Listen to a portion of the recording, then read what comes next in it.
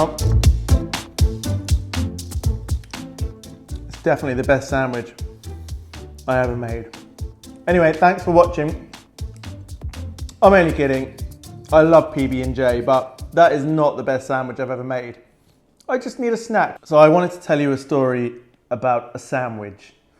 Now, I take my sandwiches quite seriously, and this particular sandwich, the sandwich that blew our socks off, is something that I've actually thought about a lot since I made it about 3 weeks ago. We might sound ridiculous, but trust me, if you try this sandwich, you are going to fall in love with it as well. Now, like a lot of the best things, it's actually quite a simple sandwich. It just requires some of the best ingredients that you can get.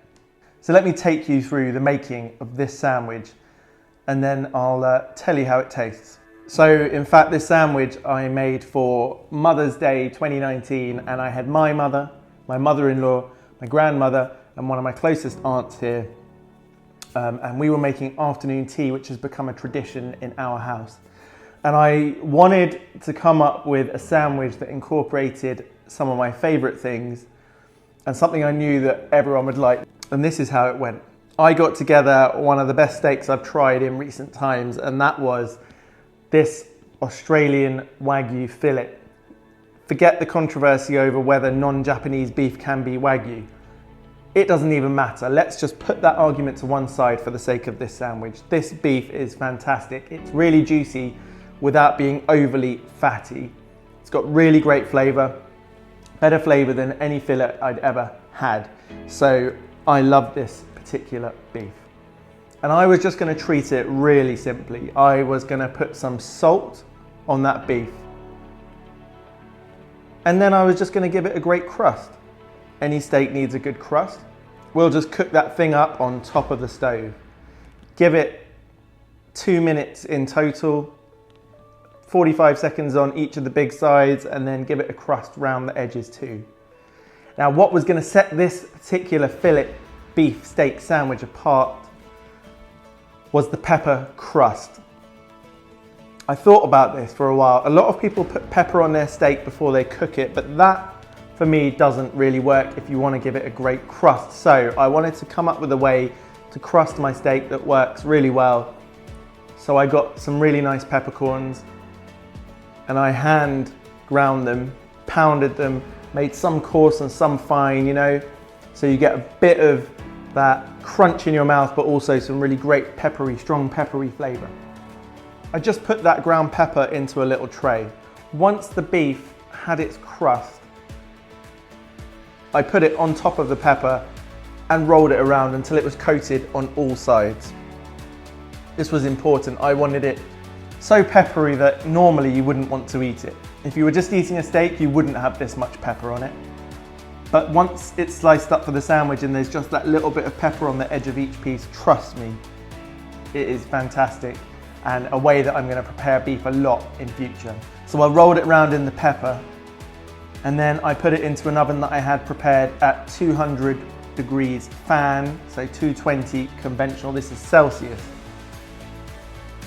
It was just going to get around 3.5 minutes in that oven. And then, of course, it has to rest. Rest it for 5 minutes or so. That resting is really important. It's going to make it juicier, more tender, and the best possible steak you can get for this sandwich. So now the beef is done. What do we need for this sandwich? Well, the bread I wanted was a brioche roll. And why is that? Well, in the past I've made steak sandwiches with bread that has a good crust or something crunchy, maybe even a ciabatta or a French baguette or a sourdough. And that's really great for your fattier cuts and your more rustic cuts of steak, your ribeye, sirloins, and all the others. You know, that is a mouthful, it's meaty, it's wonderful, it's glorious. But I wanted to make the most luxurious sandwich that I possibly could. I didn't want loads of different textures, and trust me, try this. You want your soft fillet steak, and then you want your soft brioche bun. And this is all about that one soft textured mouthful rather than lots of crunch and lots of chewing. This just melts in your mouth. Take your roll, liberally spread it with your favorite horseradish. The fresher the horseradish, the better. If you can get your own and make a little horseradish cream, go for it. Make it quite hot. I've got hot horseradish cream here. And then the only other ingredient is a liberal amount of tarragon. Now, I had never tested this combination, beef, tarragon, horseradish like this before, and I wasn't sure, but trust me, once I bit into the sandwich, the slight aniseed sweetness from the tarragon, it really combated the heat of the pepper and the horseradish, and it is just totally worth it. So there's your sandwich. It's dead simple. You're going to slice that beef quite thin, and you're going to layer it up on top of that horseradish and on top of that tarragon, and that's it. You don't need to do any more to that sandwich. Just slice it, give it to everyone, and watch them as honestly they might fall off their stool. Simple as that, isn't it? It's just get a great steak, cook it as well as you can, give it lots of flavour. You just get this wonderful smell of horseradish, beefiness, pepper, tarragon, which really adds a lot to this. I really recommend you get the tarragon. Don't be tempted to play around with this too much. Don't be tempted to put onions or anything. You just want this really clean flavour. Cheers, guys.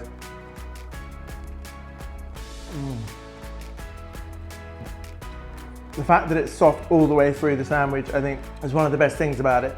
You don't want any other texture. You don't need it. It's just going to melt in your mouth.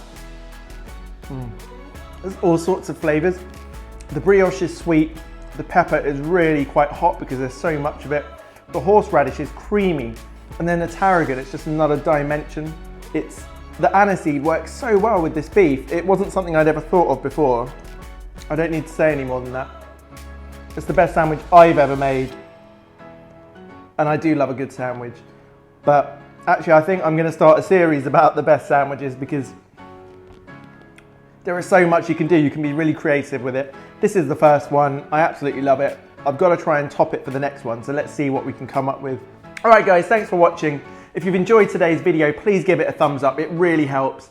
And I'd love it if you would subscribe to the channel. Going forward, we're going to be doing lots of different steak tests, other meat, sandwiches, and all types of different food recipes. And basically, if you want to see me do something, if you were interested in how a certain type of meat tastes or how you cook it, write down in the comments and I'll give it my best shot. But I really hope you enjoyed the video.